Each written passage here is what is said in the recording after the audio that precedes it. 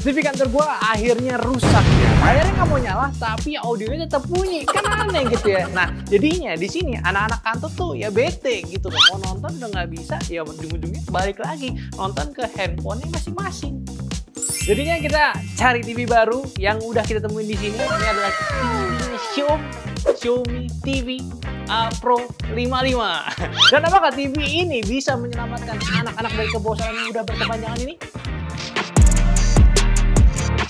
Jawabannya bisa, tapi lo lihat ini TV-nya. Ini nggak muat ini, udah di ujung tanduk ya. Jadi pilihannya di sini, kita harus ganti lacinya menjadi meja yang panjang, atau nggak usah pakai laci, langsung tempel ke tembok, atau kita ganti kantor aja yang lebih luas ya. Jawab. Taruh jawaban kalian di kolom komentar dan jangan lupa untuk subscribe channel Nyantai. Yang pasti TV 55 inci dengan harga 6 juta ini sih menurut gue udah cukup ya untuk untuk penggunaan hari-hari maksud gue. Apalagi kalau lu memang lagi nyari TV yang besar dan juga nggak macam-macam, mungkin Xiaomi TV ini bisa buat kalian. Tapi kita bahas ke spesifikasi TV-nya dulu. Yang mana yang paling mencolok? Dia ini udah menggunakan panel QLED. Ya, yang mana ini QLED ini bukan sebuah panel LED lagi, tapi ini kayak stepping up-nya dari LED yang udah memiliki fitur tambahan untuk memberikan cahaya lebih dan juga warna yang lebih terang, bukan lebih terang, lebih berwarna lagi dibandingkan LED biasa. Dan ini kalau bisa dikastain ya, dia itu di bawahnya OLED gitu. Jadi lebih menarik. Resolusinya juga ada 4K, yang mana ini udah bisa memberikan gambar yang lebih akurat, lebih tajam lagi, dan nggak cuma sekedar TV Full HD, dan lo nonton 4K, ya 4K-nya jadi nggak guna. Ini bisa berguna banget, apalagi lo yang udah subscribe yang video-video streaming yang bagus gitu ya, 4K-nya di sini jadi lebih terpakai cuy. Dan untuk audionya di sini, dia ini udah memiliki standar Dolby Audio, DTS:X, dan juga DTS Virtual X, Dolby Virtual X ya, yang mana lo bisa setting secara manual juga, jadi lo ya, untuk memiliki TV baru, nggak wajib memiliki speaker tambahan. Dan untuk hardware sendiri, untuk speaker masing-masing, dia itu memiliki daya di 10 watt ya. Ini udah lumayan bagus cuy. Cuma di sini kita udah pakai speaker tambahan, speaker aktif tambahan dari Edifier, yang mana biar bisa mengenhance suara itu jadi lebih bagus lagi. Dan ini disambungkan ke TV-nya itu menggunakan port ya, opticalnya. Jadi suaranya itu harusnya sih jadi lebih baik lagi cuy. Ya jelas sih ya, kita tambahin speaker kan ekspektasi itu bisa melebihi TV-nya. Masa? Di bawah TV-nya sih kan. So at least dari experience penggunaan Xiaomi TV ini sih sebenarnya udah bisa upgrade dari TV lama kita. Yang jelas dari panelnya ini udah nggak LED lagi, tapi QLED ya, lebih bagus juga. Dan juga speakernya kita tambahin biar ngasih booster experience yang lebih imersif ya. Dan secara speknya QLED ini pun juga udah memiliki akurasi warna di 94% DCI-P3. Asal klaimnya ya. Tapi ya menurut gua untuk penggunaan TV seperti ini sih kayaknya kita nggak perlu ngincer akurasi warna tinggi-tinggi banget gitu ya. Apalagi 94% itu udah super tinggi. Yang biasanya itu udah melebihi 100% sRGB cuy. Jadi ini sih udah enak banget buat lo nonton sehari-hari. Ada fitur MEMC juga di TV ini, yaitu motion estimation dan motion compensation, yang mana itu bisa memberikan gambar lebih smooth. Untuk orang awam ya menggunakan TV ini, gua rasa itu bakal menjadi keuntungan banget karena jauh jadi lebih smooth gambarnya. Tapi buat gua yang paham soal gambar dan juga penikmat real FPS gitu ya, gua sih biasanya ya matiin aja sih, biar lebih natural gitu. Tapi ini bukan sebuah deal breaker ya, melainkan sebuah pilihan. Lu suka yang lebih smooth atau mau yang realistiknya aja, yang aslinya aja. Dan tentunya TV ini udah berbasis Google TV ya. Jadi walaupun udah Smart TV, dia ya tetap bisa digunakan sebagai Smart TV gitu, enak. Dan ini udah sama seperti TV-TV lainnya. Jadi buat lo penggunaan yang pengen modern di Xiaomi TV ini udah oke. Dan spesifikasi prosesornya pun juga udah oke. Dia itu memiliki quad-core Cortex A55, menggunakan RAM 2GB dan juga internalnya ini udah memiliki di kapasitas 8GB. Dan ini pun udah cukup buat kita install aplikasi streaming yang cukup komplit. Lo lihat sini tuh, komplit banyak semua nih, ini udah keinstall di TV-nya. Jadi kita tinggal putar dan tidak nge-lag juga walaupun speknya seperti ini. Dan jelas juga ya, untuk Smart TV itu udah harus wajib udah punya WiFi di TV-nya. Kalau masih belum, mending lu tuh buang aja TV-nya. Karena hari gini belum WiFi TV-nya, goreng habis ya. Dan dia selain punya WiFi, dia udah bisa koneksi ke Bluetooth. Jadi lu kalau punya aksesoris seperti speaker Bluetooth, lu bisa konekin ke TV ini jadi lebih seamless lagi tanpa perlu ngatur-ngatur kabel di belakangnya. Jadi ini mantep ya. Itu fitur wajib. Dan untuk portnya pun juga tergolong komplit ya. Yang pasti dia ini udah memiliki 3 port HDMI. Yang satu dia itu memiliki HDMI ARC, yaitu buat audio. Terus ada port AV, ada port LAN, optical jack audio, dan juga antenanya pun lu bisa pasang ke belakang TV TV-nya ini. Dan dia udah bisa digital TV loh, jangan salah.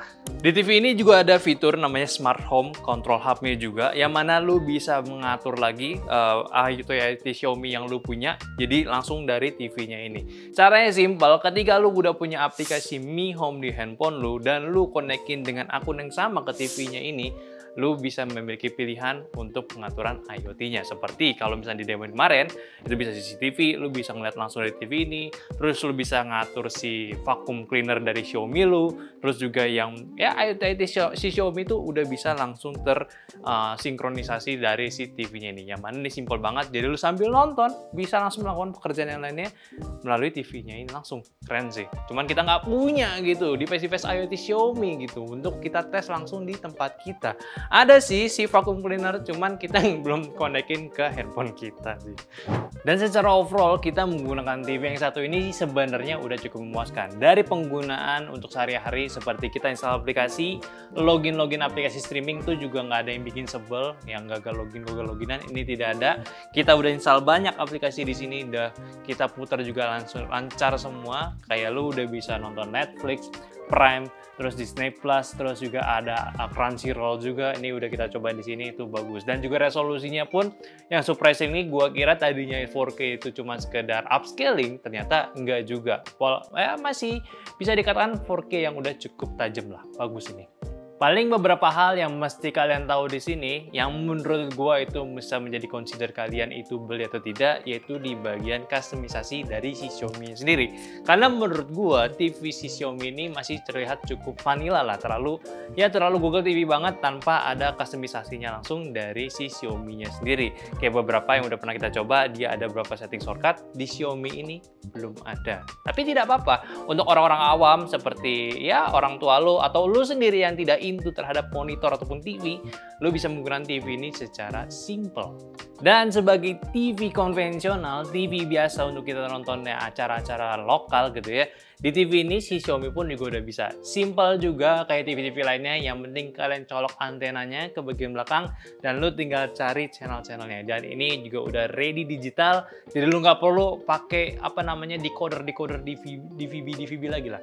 Udah tinggal colok antena dan lu bisa nonton secara simple, gampang banget. Tapi satu sih yang gue mau tanyain ke Xiaomi, di remote-nya ini ada tombol Xiaomi TV Plus, tapi ketika gue pencet di sini belum ready untuk kita saksikan, kita rasakan gitu ya. Ini gue bingung, padahal ini kan TV udah resmi di Indonesia, kenapa mereka nggak provide program Xiaomi TV Plus untuk digunakan di sini? Ini nggak tahu, ini cuma TV gue doang atau perlu di setting lagi. Cuman selama gue coba-coba di sini, ini masih belum ready, belum support di areanya kita. Kenapa nih Xiaomi? Dan untuk di bagian remote-nya sendiri, dia pun juga udah simple. Yang penting selama lo baru nyalain TV-nya, dia akan minta untuk connect ke TV-nya, remote yang satu ini. Dan ini penggunaannya juga simple. Dia ada nomor, dia juga ada shortcut untuk aplikasi-aplikasi yang udah terinstall di TV-nya. Dan juga ada navigasi di bagian bawahnya. Dan menggunakan baterai juga, jadi nggak ribet kalau misalnya habis, lo tinggal beli ke minimarket, beli baterainya. Dan di sini gue tambahin untuk remote si speaker-nya juga. Jadi ya untuk permasalahan tadi kayak seperti Xiaomi TV di sini sih menurut gue bukan deal breaker. Cuman yang buat gue yang orangnya penasaran banget sama teknologi, terutama kayak TV seperti ini yang jarang gue otak-atik, gue merasa kayak oh ya udah ini TV yang simple. Tapi dari segi spesifikasinya dia udah bisa memberikan ya experience yang terbaik. Yang tadi gue bisa bilang dari layar spesifikasi QLED, layarnya juga besar 55 inci dan juga udah memiliki warna yang bagus. Dari suaranya pun tanpa menggunakan speaker aktifnya, gue sih udah bisa merasakan yang oke. Cuman ya karena gue dan juga anak-anak sini suka nontonin dengan audio yang imersif, yang lebih imersif, jadi ya mau nggak mau gue mesti tambahin speaker ini, edifier yang satu ini. Tapi buat kalian juga ya, kalau misalkan lagi nyari-nyari apakah TV ini worth it, menurut gue ini TV yang boleh kalian consider, apalagi lu yang tidak into banget sama monitor apapun TV yang mesti kayak punya spesifikasi yang super bagus di harganya. Ini udah bagus, cuman memang customisasinya aja yang masih terbatas ya. Tapi Buat lo taruh di rumah, taruh di kamar, atau mau di kantor juga seperti kita, ini udah enak. Simple, plug and play, connect internet, dan lo nonton sepuasnya. Selama lo punya subscription-nya juga. Jangan pakai subscription abal-abal. Namun, kalau misalkan lo ngerasa TV yang satu ini tuh over budget, harganya terlalu mahal, atau enggak ukurannya terlalu besar untuk di tempat lo, kayak contohnya kayak punya kita ini over banget ya, nggak cocok sama lacinya, lo juga bisa pilih Xiaomi TV A Pro yang ukuran 43 inci. Lebih kecil dan juga lebih terjangkau dengan spesifikasi yang sama. Jadi yang beda itu dari segi ukurannya aja, dan untuk spesifikasinya pun udah sama-sama pakai QLED, dan juga audionya pun udah standar Dolby juga. Jadi lo bisa menyesuaikan dengan kebutuhan lo, dan kalau untuk kita sih kebutuhannya memang agak berlebihan, tapi emang ini kayak future kebutuhan di masa depan, karena kita mau punya tempat yang lebih besar lagi, gitu ya, motivasi. Dan yang terakhir, ya udahlah, kalau kalian mau beli TV-nya silakan aja cek link di deskripsi. Di sini kita udah pakai semingguan aman aman banget gitu ya, tidak ada masalah. Ya mungkin perbedaan dari TV yang lama pun juga nggak kerasa, malah lebih untung menggunakan TV Xiaomi ini dibandingkan TV kita yang rusak kemarin.